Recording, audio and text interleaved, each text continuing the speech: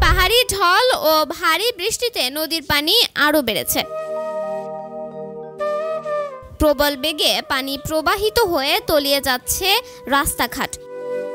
জেলার প্রধান নদী সুরমার পানি 2 পয়েন্টে বিপদসীমার ওপর দিয়ে প্রবাহিত হচ্ছে। পানি প্রবেশ করেছে সুনামগঞ্জ শহরেও। এ পরিস্থিতিতে ঈদুল আজহা উদযাপনে ভাটা পড়েছে। সোমবার সকালে সুনামগঞ্জ পয়েন্টে সুরমা নদীর পানি বিপদসীমার 20 সেন্টিমিটার ওপর দিয়ে প্রবাহিত হচ্ছে বলে সুনামগঞ্জ পানি উন্নয়ন বোর্ডের নির্বাহী প্রকৌশলী মামুন হাওলাদার জানান।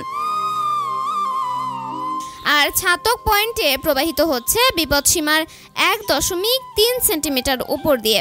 রোববার মধ্যরাত থেকেই সুনামগঞ্জে ভারী বর্ষণ শুরু হয়েছে। রাত 12টা থেকে বিদ্যুৎহীন রয়েছে জেলার বিভিন্ন এলাকা। সোমবার সকাল থেকে বর্ষণের সঙ্গে বজ্রপাতও চলছে। পানি উন্নয়নের বোর্ডের নির্বাহী প্রকৌশলী বন্যা সতর্কীকরণ কেন্দ্রের বরাতে বলেন, সোমবার ভোর থেকে সুনামগঞ্জে স্বল্পকালীন বন্যা শুরু হয়েছে। ভারী বর্ষণ চলছে। গত 24 ঘন্টায় 365 মিলিমিটার বৃষ্টিপাত হয়েছে। পাহাড়ি ঢলে সুনামগঞ্জের ছাতক ও দেয়াবাজার সীমান্তে নিম্নাঞ্চল প্লাবিত হয়েছে। এসব এলাকার ঘরবাড়িতে পানি ঢুকে পড়েছে। ক্ষতিগ্রস্ত হয়েছে সড়ক ও ঘরবাড়ি।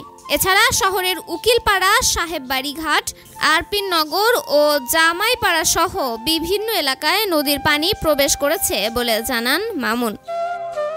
এদিকে সুনামগঞ্জের সব স্কুল কলেজকে আশ্রয় কেন্দ্র হিসেবে প্রস্তুত রাখা হয়েছে বলে জানান জেলা প্রশাসক মোহাম্মদ রাশেদ ইকবাল চৌধুরী। তিনি বলেন, তবে এখনও আশ্রয় কেন্দ্রে ওঠেনি কেউ। বন্যার্তদের জন্য শুকনো খাবার, জিয়ারের চাল সহ ত্রাণ মজুত করা হয়েছে। পরিস্থিতি বিবেচনা করে আরও ত্রাণের জন্য ঊর্ধ্বতন কর্তৃপক্ষকে বলা আছে। তবে এখনও আশঙ্কাজনক পরিস্থিতি তৈরি হয়নি। তন্নি শিকদার, দৈনিক সকালের দুনিয়া।